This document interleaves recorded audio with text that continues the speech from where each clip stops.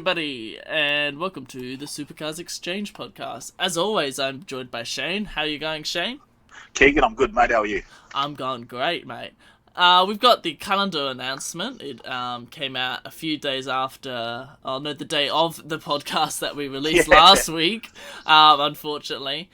So our opinions were a little bit outdated, but most of what we were saying came to fruition.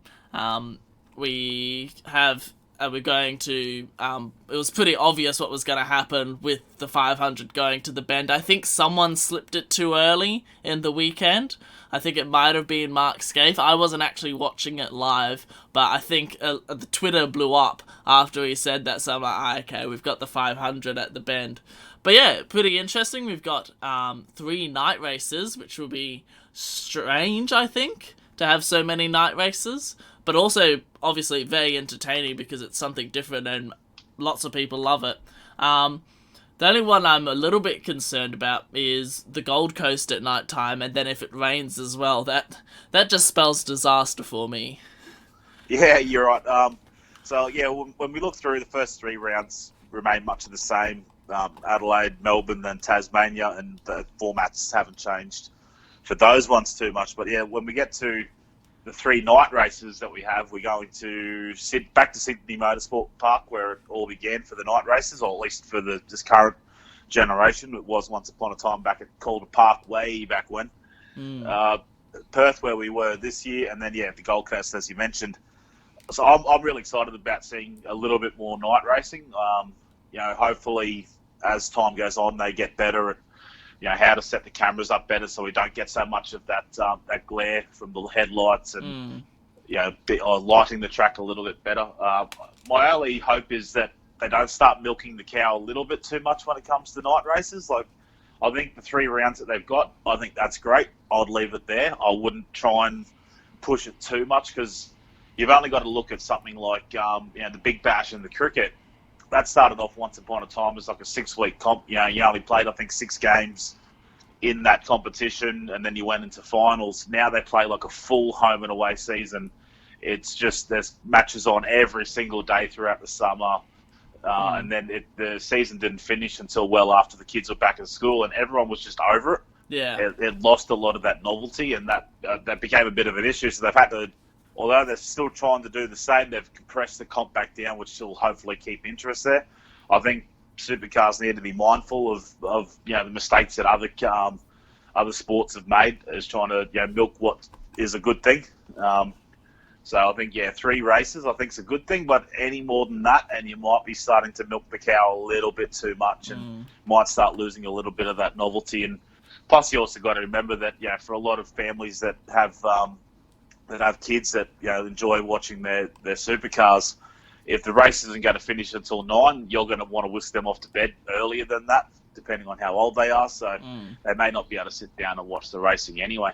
Yeah, it's like when it gets to that kind of point, obviously with Perth as well, obviously with the time zone difference with the majority of Australia being over in the East Coast, it makes it a bit difficult with that kind of perspective.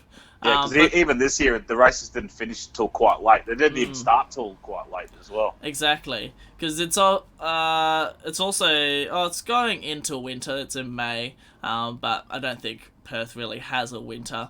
So the sun would set a little bit earlier than it does in different parts of the year. So yeah. And I think Perth's also, it's going back to the Saturday and Sunday night races too. They're doing away with the Friday one, which I'm not sure. I didn't mind the Friday night race, but when it's going up against like AFL and NRL, I think that makes it a little bit difficult as well because it's a big rating night for those 2 sports. So I think that might be part of the change is to avoid going up against the NRL and AFL. Yeah, exactly. You don't. Yeah, it's a big sport, but it's still not as big as the football codes, that's for sure.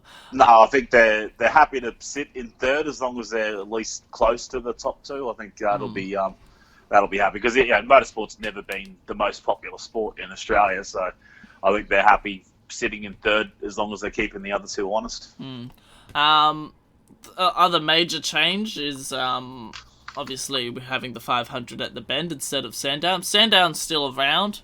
It's after the Gold Coast, so the second to last round will be Sandown 400, so the 200k race on the Saturday and the Sunday. It's a bit strange that they've named it the 400 because all of the, oh no, that's not, yeah. There's a couple of races just called 400s, but the super sprints are still also 400 as well. Yeah, So it's a bit strange. New format for those. Yeah, well, I'm glad to see Sandown still be kept because I do like the circuit, even though the last couple of years, I know I've been a bit critical of it because the last 2 or 3 Sandown 500s haven't exactly been fascinating. But then we got the Bend, which, even though last week it threw up a bit of action, it probably, it's still undecided whether it's a genuinely good circuit. Perhaps as time goes on, it might change, and they might be able to make it. It's just a huge paddock that the track sits in, so there's every opportunity to make a couple of small adjustments to the circuit to try and improve the racing a little bit as well, I guess. But I'm looking forward to it going to the Bend. I think it's more of a track that you would think suits long distance racing. Hopefully, we still see plenty of overtaking out of it. We didn't see a lot this time around for the sprint races, but hopefully one more year and we might start to see that a little bit more. But it's still good to see Sandown keep a sprint race. And I think back when Phillip Island hosted the 500 and Sandown had the sprint races back then, it still actually gave us some pretty good racing. The 2 circuits that are being dropped, which we thought were going to be the ones dropped, Phillip Island and Queensland Raceway. Like we were discussing in the last podcast, we talked about how a lot of people wouldn't be in attendance for the Phillip Island race because the Australian Grand Prix is only a few weeks beforehand, and even in some of the Facebook comments, there was speculation because it was basically they couldn't turn enough profit in order to be a viable circuit for supercars to continue going to. But I think it will be back. It's obviously a pretty well-maintained circuit. It has plenty of money invested in it from MotoGP, etc., etc. It's just that supercars it's not a viable option for them at the moment, but I'm pretty sure they'll come back to it anyway. Yeah, well, I think that it might actually be a little bit of a holding it to ransom type thing. They because Roland Dane was part of the Fox Sports podcast for the supercars last week, and he was saying that despite it being one of the best tracks to race at, it's got the worst pit facilities. They reckon that they're not great at all. I don't think Queensland Raceways are much better. It looks like more or less just a tin shed when just a covered patio area type thing. So when you see that, but I've never been to Phillip Island to know that for sure. Like I know when you see the pit building, it certainly looks like it's getting quite dated. But it's surely probably can't be the worst in Australia, maybe. But maybe the people that run the Phillip Island circuit, if they spend a few million and knock that building down and build a nice new one, I'm sure they'll probably be able to partner up with the Victorian government, who have never been too afraid to throw money at a sporting event in the past. And I'm sure once they get better pit facilities down there, they might be able to put up a couple of better grandstands or something like that, something to entice people back there.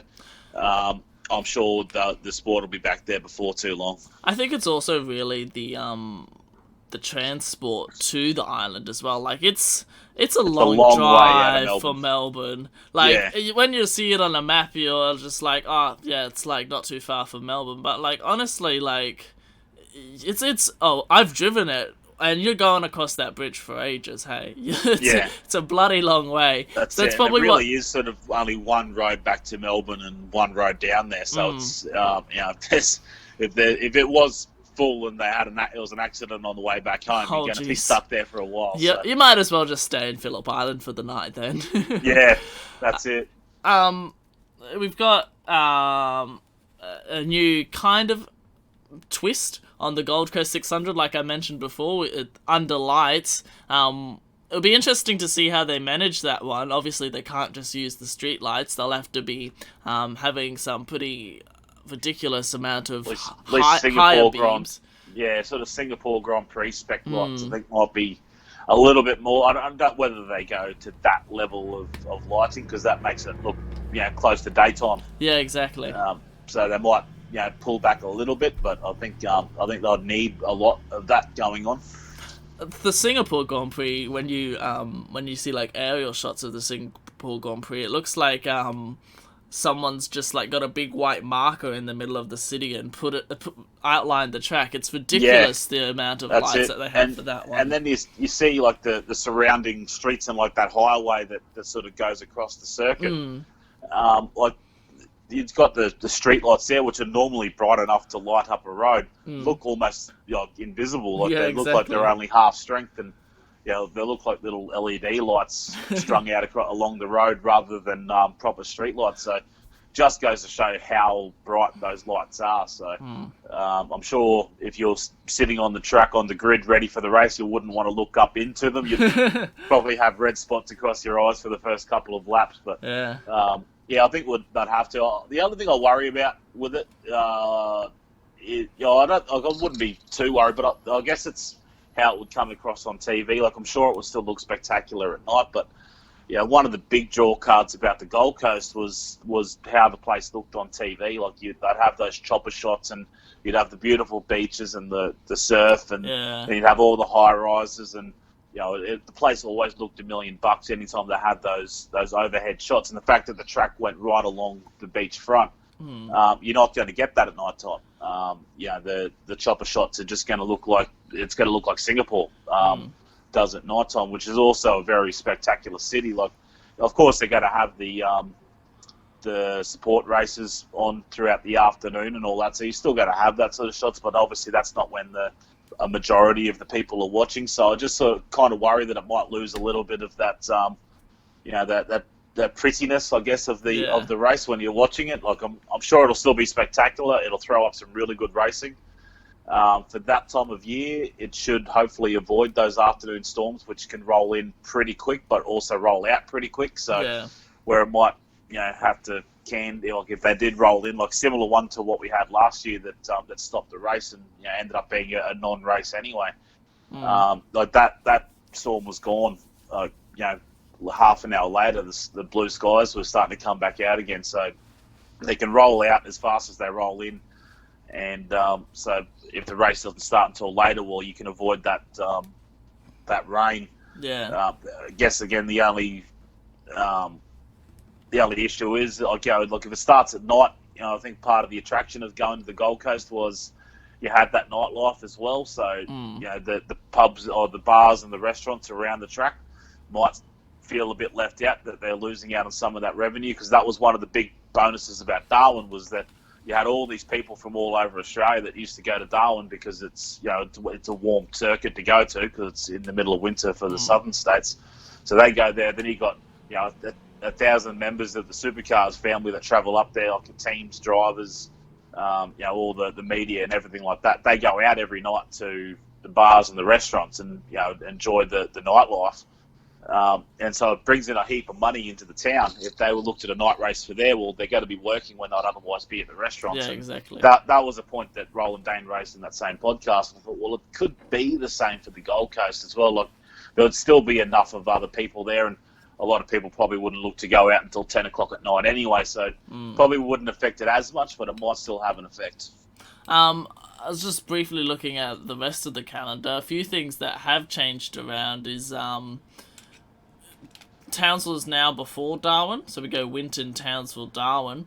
So it's always previously been Darwin and then Townsville, so that's just something interesting from my perspective as well. But then also the Sydney Super Night is in August at night time in Sydney in winter, so I think that's going to be a bit cold for the Sydney-siders.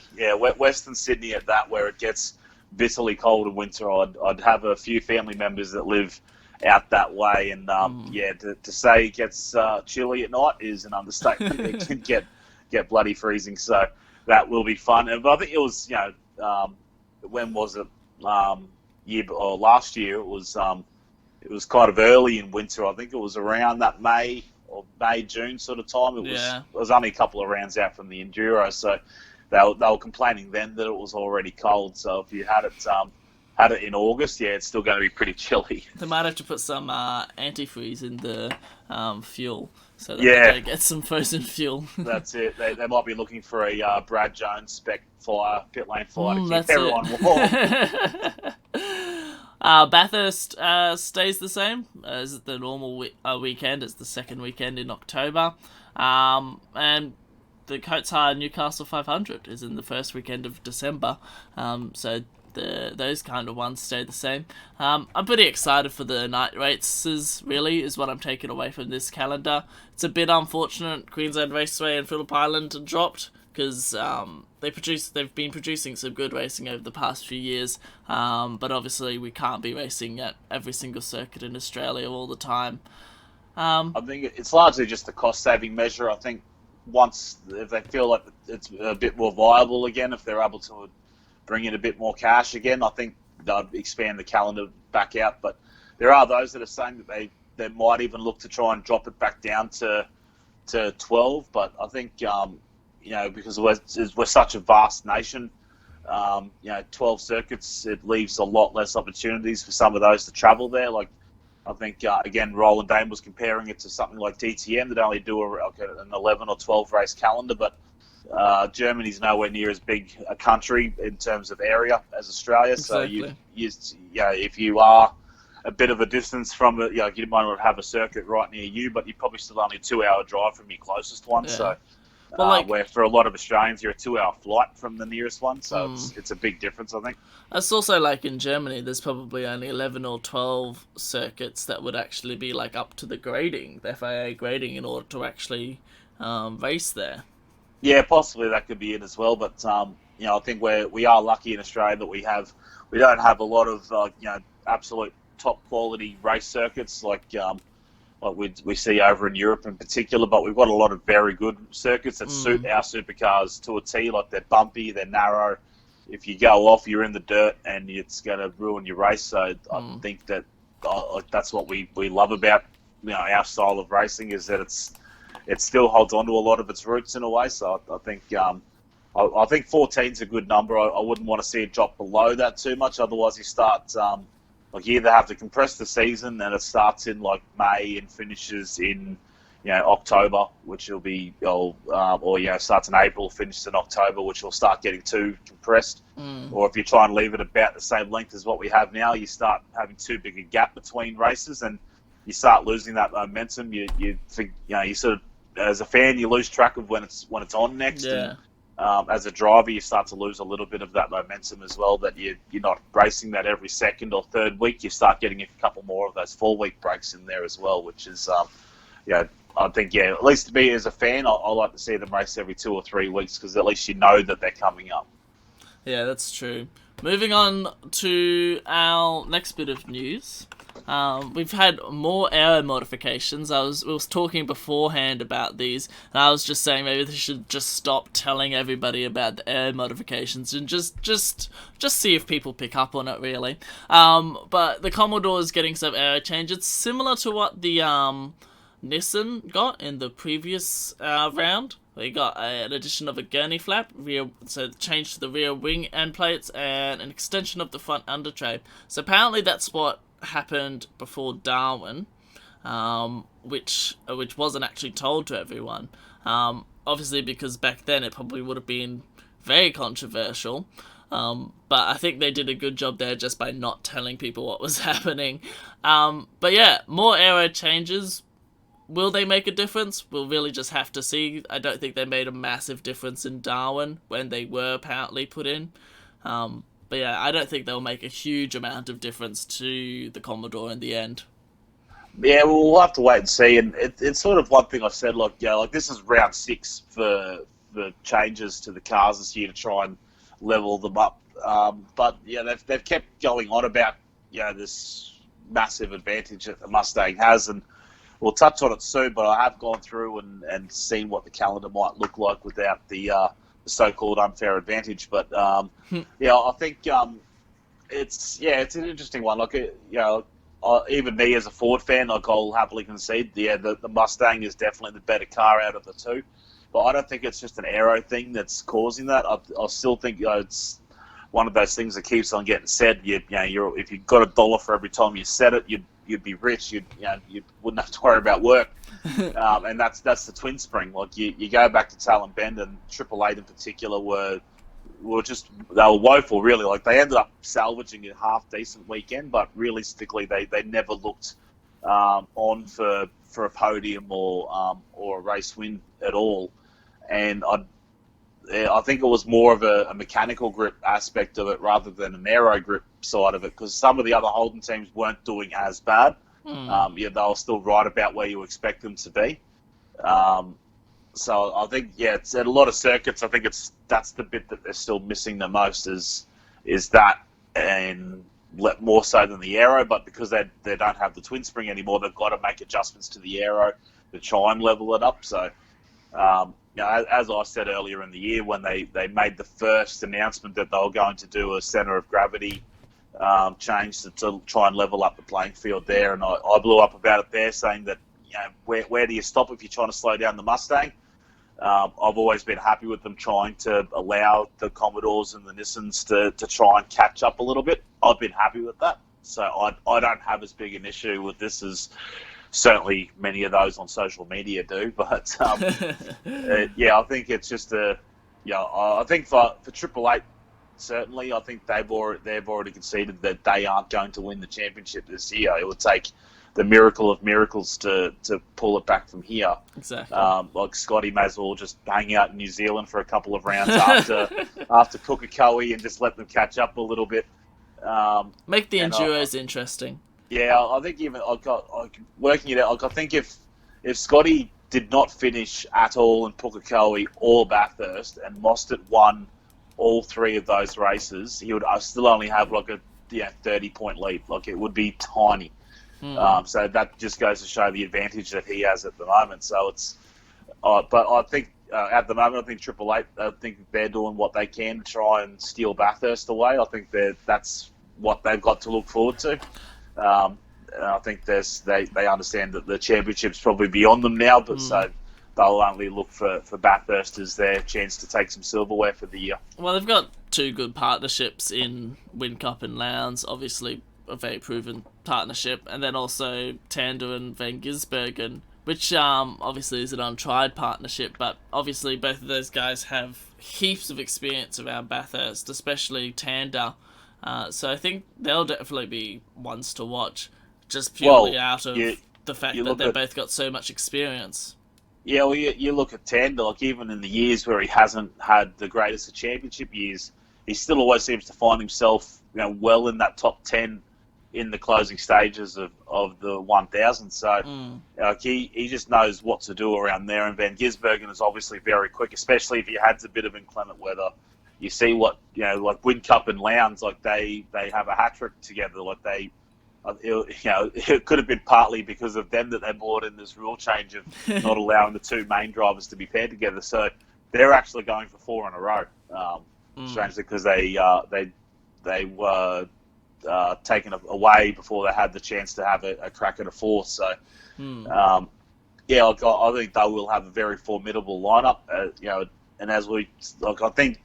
Certainly the faster cars will have the advantage throughout the day, but if it comes down to strategy and if you need to just absolutely go hell for leather in those last few laps, I think they'll still be right there. So you can't discount anyone at Bathurst, really. Exactly.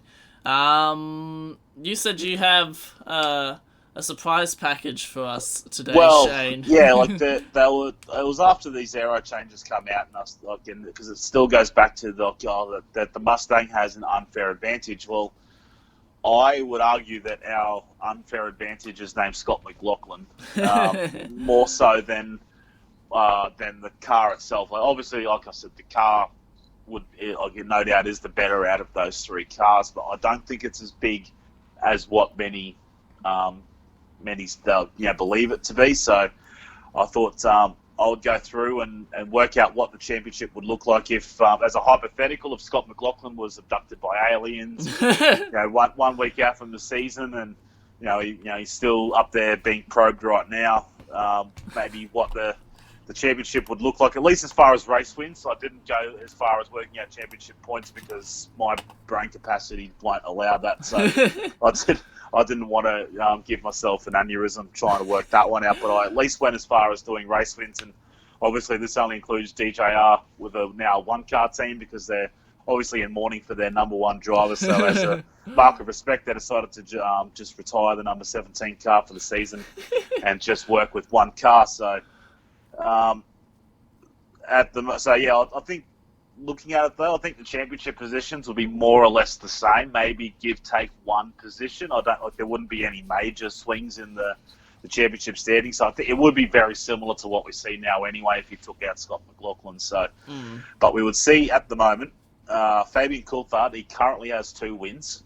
He would actually now have 6 wins to his name, and as well as an additional 4 podiums. So his wins would outweigh the podiums. Yeah.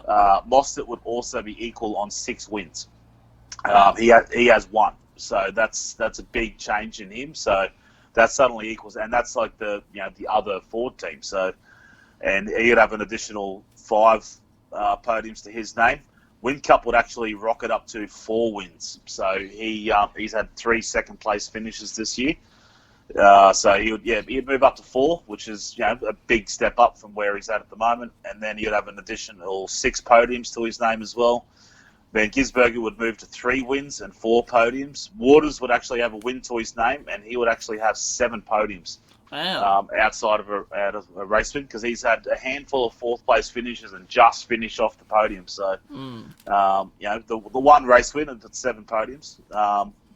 You would also have Reynolds would have a race win, as well as 5 podiums. Will Davidson would have 1 race win, and he would actually have 4 more podiums in addition to that as well. So he's had 2 so far this year. So you'd not only have a race win, you'd have a couple of extra podiums as well. So, and then on top of that, you'd have Slade would have 2 podiums. Winterbottom would have 2 podiums as well. So he's had a couple of 4th place finishes. De Pasquale 2 podiums, which he got them with McLaughlin winning the races anyway. Yeah. Heingartner would have 1 podium, which he had anyway. But James Courtney and Nick Percat would also have stood on the podium this year as well. Wow. So we would have had a couple of extra podium winners that we wouldn't have otherwise had, but also a couple of extra. We would have had 3 extra race winners as well if it wasn't for the Scotty McLaughlin factor. Yeah. So that at the moment we still see Holden only having 3 race wins this year. I think if my maths is correct, 2 to Van Gisbergen, 1 to Whincup, I think it is. So if we actually took McLaughlin away, if he was still up with the aliens, it would actually be at the moment standing with the Mustang would have 14 wins and the Commodore would have 8. So it would still be well and truly in favour of the Mustang, but it would have evened out a lot more. We certainly would have seen a lot more lopsided numbers than that in previous years to one manufacturer or the other. So to have 6 wins difference wouldn't be a lot. And even then, but when you go to podiums, Ford would have 20 and Holden would have 23. So they would have more podiums than Ford would at the moment. So, and then the Nissan would have 1. So it's I think it's a lot more even than some are giving it credit for. So like we're still not a long way over halfway through the season. We're probably getting close to 2/3 of the way through the season now. So that's actually not that. I've seen far worse seasons for Ford than having. There would have been seasons where I would have been cheering to have 8 wins at this stage of the season. I think even last year we may not have. I think we only had. We might have only got 10 or 11 wins for the year anyway. So we would only be about the same as what we were this time last year, realistically. So it's that's I think that evens it out a lot more there. So I think some of the panic stations that others are having, I think it's more a case of one driver that's doing the damage as opposed to the car itself. So, and as we've seen, he's now equaled Craig Lowndes with 16 race wins for a season as well, which you would almost imagine that the supercars gods might be with him and he'll claim that record at some stage over the Pukekohe weekend.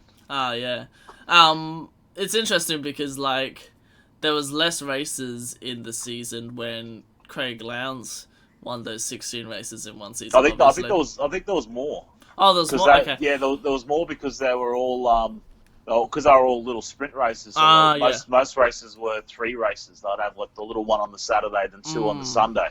But But they usually didn't have pit stops. It was just like a 15 lap sprint races. They like a genuine like what we see in TCR now. So and I guess in some ways there was less opportunities for other drivers to overtake him. Like if you put it on pole, you had a good chance of winning because there was no real strategy. It was just a pure sprint race yeah. from lights to flag. So I guess in a way, he had an advantage to get that many. In other ways, it's a disadvantage because if he did qualify off the first couple of rows, you don't have a pit stop to try and get your way back into it too. So But it's the more point I was making was that no one complained about the fact that supercars, well, it was called ATCC back then, was dying when Craig Lowndes was winning all of those races. Like, it's interesting because everyone's like, oh yeah, the Mustang is just dominant now, and there's like, it's supercars is dying. Well, it's not. This is just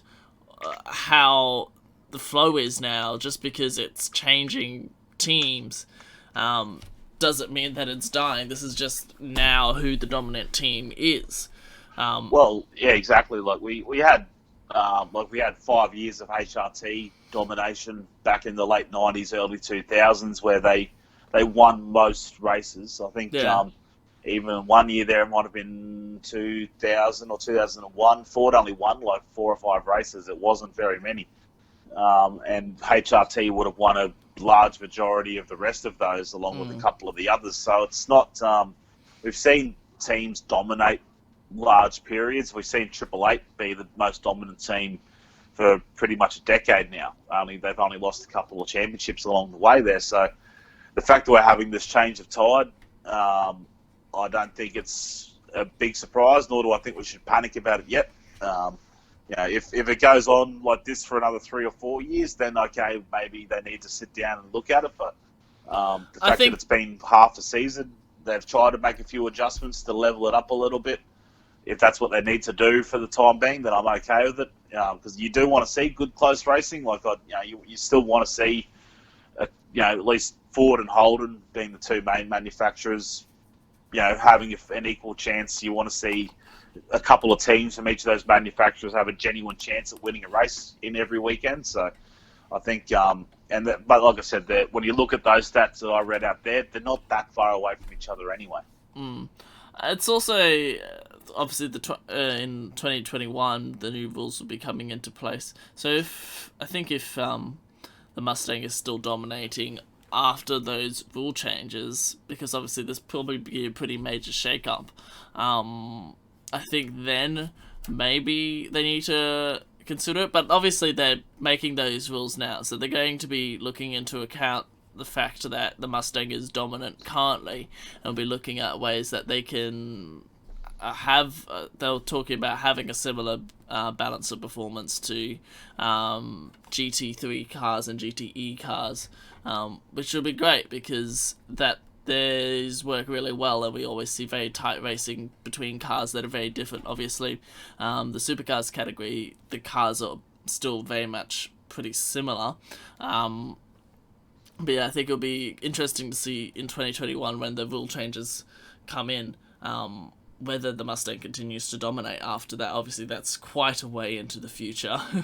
Yeah, well, I wouldn't really want to see them bringing in like a GT style balance of performance because I guess in some ways you could probably argue that it's a bit too artificial. Like if one manufacturer does a little bit too much winning, they find ways to slow them down, like add weight, they decrease horsepower, all that sort of stuff. We see it in TCR. They do a similar thing. They try and play with the boost that the turbo has, and they'll add a little bit of weight. They try and do those sorts of things to even it up. But if you suddenly have a couple of bad races, they start taking that stuff away. So it kind of does. Yes, it does make it a lot more even. But you could sort of say, you could finish second or third every race and probably win the championship. You don't have to win because if you win, you'll get slowed down too much and you'll end up finishing 4th or 5th in the next race. So you sort of, you could, just try and play the field a bit and try and finish on the podium or just off it, but not get too many penalties, and you'll end up winning a championship that way, which isn't the way you want to win it. The driver that wins the most races should be the one that wins the championship. I think. Mm. It just has the better year.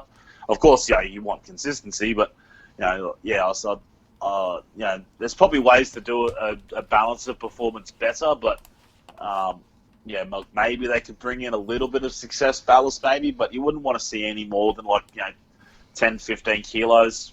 Just enough to say that he's definitely got a little bit more weight than the rest of the field, but that would Yeah. be it.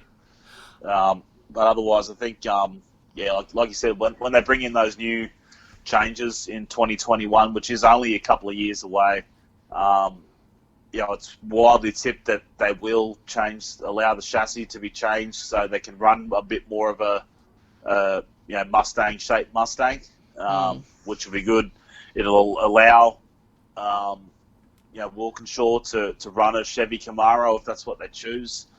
They still haven't mentioned either way on what they're doing with that, but I'm sure that they're still probably looking at it. I'm sure there's still someone working away feverishly on the computer and the CAD drawings trying to work out how that would look. Holden would probably still have to stick it out with the Commodore, but they might be able to make a few tweaks to that, and then they'll be able to work on an aero package.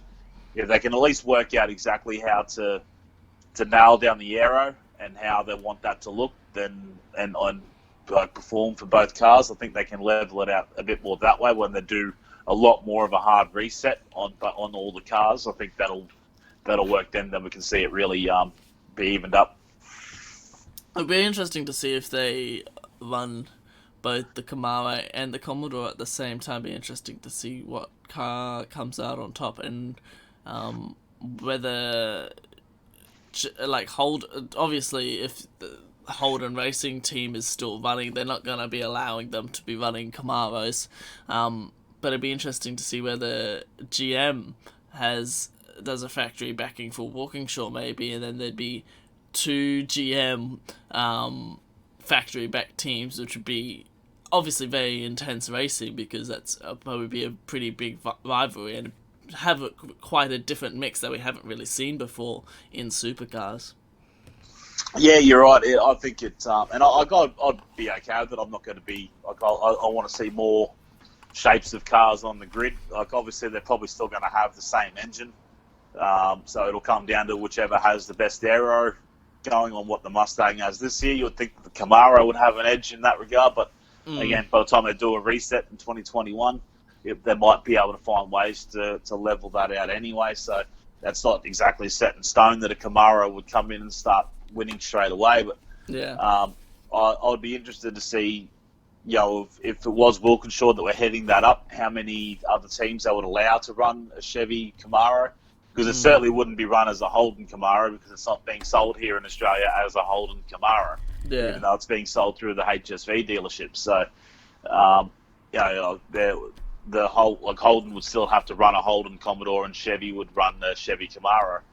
So I'd be curious to see if Walkinshaw would allow other teams to pick up on it, or they would just look to run at least a 2-car team. They might look to expand to a 3 or 4-car team for the extra data or whatever, like kind of what we've seen with Nissan.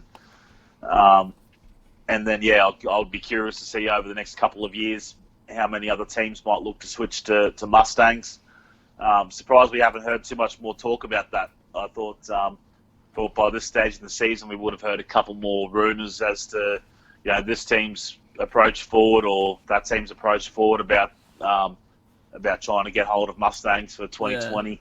Yeah. They might all be looking to hold station just to see what changes are made to the car, perhaps in the off season, and maybe trying to look and wait and see what happens with these 2021 regulations.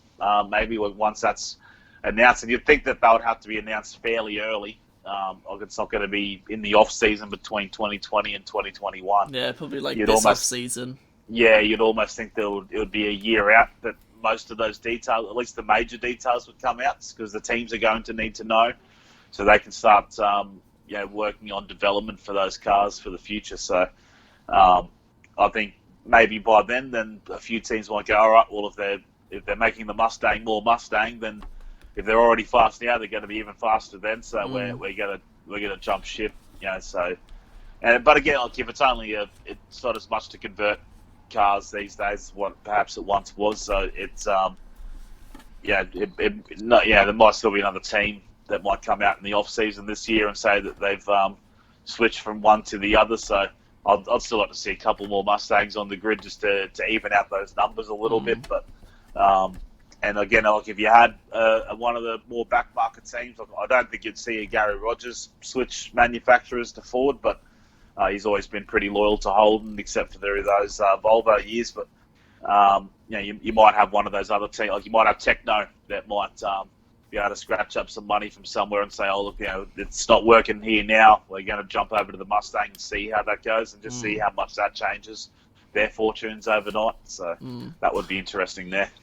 So that just about wraps us up for tonight. Unless you have any more closing comments, Shane? No, not really. I think that's about it. We'll look forward to the Pukekohe preview next week.